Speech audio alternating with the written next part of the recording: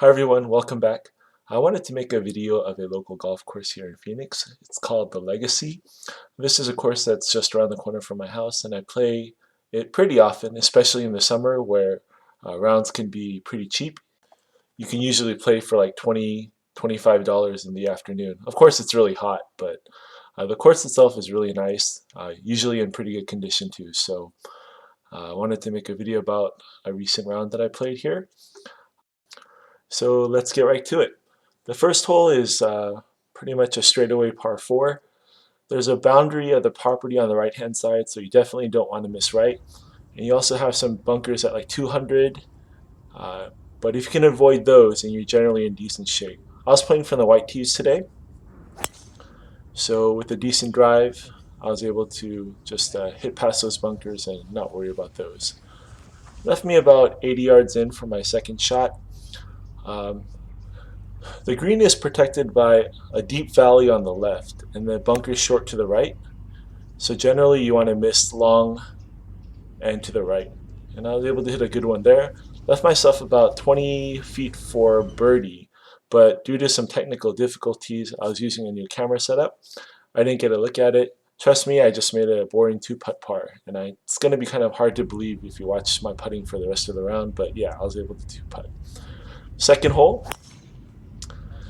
going the same direction as one, again the boundary fence on the right. It's a little bit longer than the first, but it's also a little bit wider. And two good drives in a row to start the day. Had about 130 in. I caught this one a touch thin, but it worked out fine, actually. It left me a pretty reasonable chance at birdie here. I think it was just about 18 feet. A little bit of a misread, but not bad at all. A little short one left to tap in for par, and I'm never going to complain about 2 pars to start. Now, you'll notice that my first 2 drives, I hit them pretty straight. My typical shot is a little bit of a fade slice, but I've been working on strengthening my grip. And it straightened out some of my drivers, but it's also turned a couple of my drives into low hooks. Need a molly? No. So we'll see that a couple times today. Second shot, I was to the left of the fairway, about 140 yards out. Tried to choke up on a 9-iron, but the lie wasn't that great, and I ended up just topping it up the fairway. Still not too bad. Left about 80 yards for my third. Definitely just trying to get it on the green and 2-putt for no worse than bogey. Pushed that one a little bit, and I had this really tricky par putt coming. There's quite a lot of break in this green, and I read maybe a little bit too much. So my speed wasn't too bad on this like 40, 45 footer, but it didn't break as much as I thought, and I left myself with about 6 feet down the hill for bogey, and that would be my first 3-putt of the day. So a double bogey after 2 pars to start, not ideal, but I guess that's what I get for missing the fairway pretty badly. On to the fourth, that's the first par 3 of the course. This one's pretty straightforward. You definitely don't want to be in any of the bunkers to the right or past the green. Hit like a little 9-9 here, but had a little bit too much draw on it. And I missed the green to the left. And there's a little valley up here, up to the hole. Debated chipping this, but thought I'd just play it safe and putt it, because my worst putt from here would be a lot better than my worst chip from here. But I still had about 15 feet once I got up to the green to save par.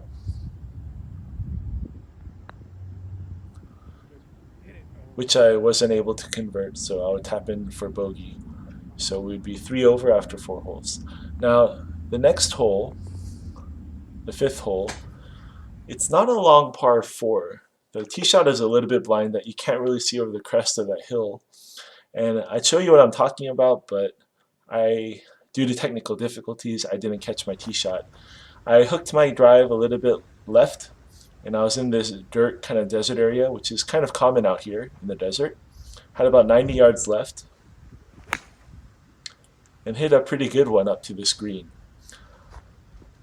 And when we get up there, we'll see. This green is kind of tricky too. There's a tier right in the middle. It's really steeply uphill to that tier, and then past it, it's kind of downhill, and the pin was on the other side. And I've definitely putted it off the green from here, so I was a little bit too tentative, and I left myself about 15 feet, maybe a little bit more than that, to try to save par.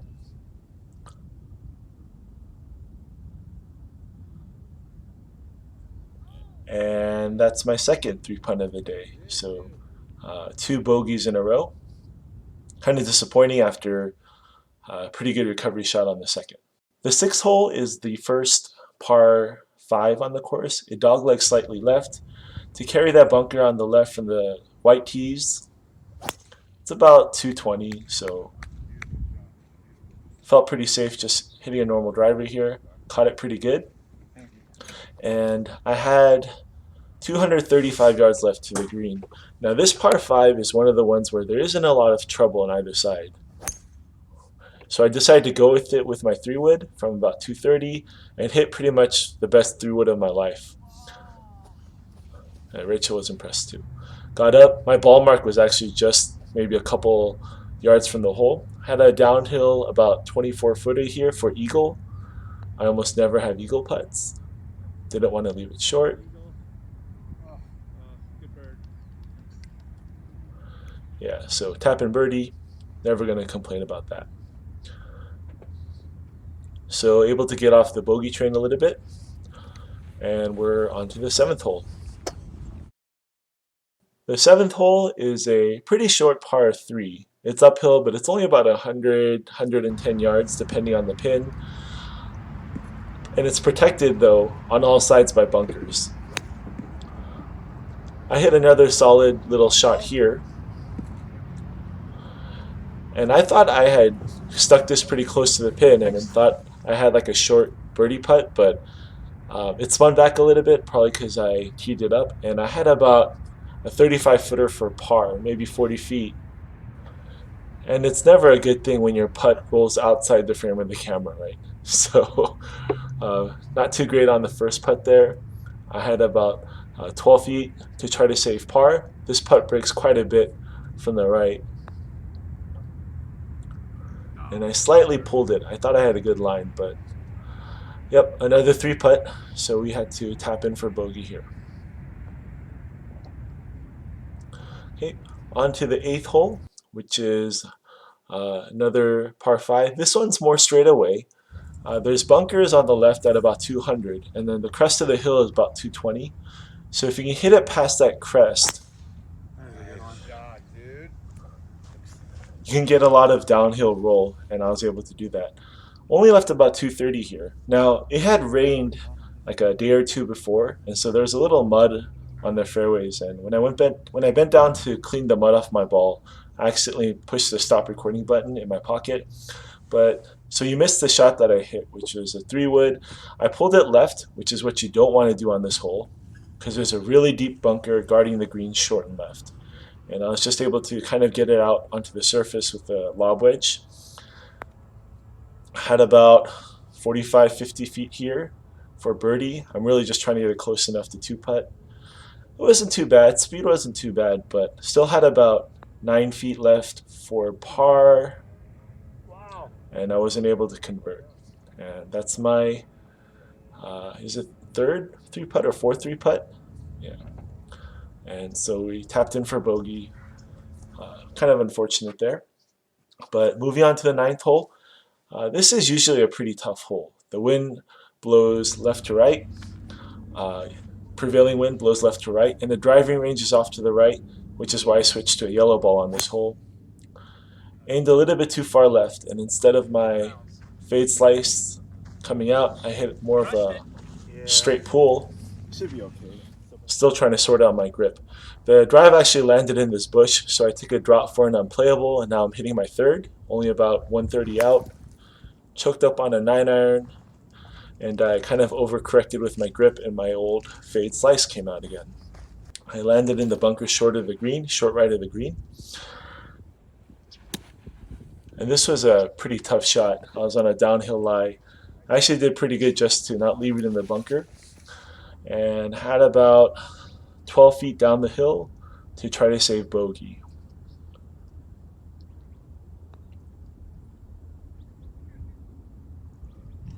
couldn't quite get that one to drop, so I had to tap in for a double. So 7 over on the front 9, not too bad. I even got a birdie on the par 5 with that good 3-wood, but those 4 3 putts really caused a lot of damage. Could have scored a lot better. In my next video, I'll show you the rest of my round, see if I could sort out my putting, as well as see how the change in my grip affects my swing. Thanks for watching.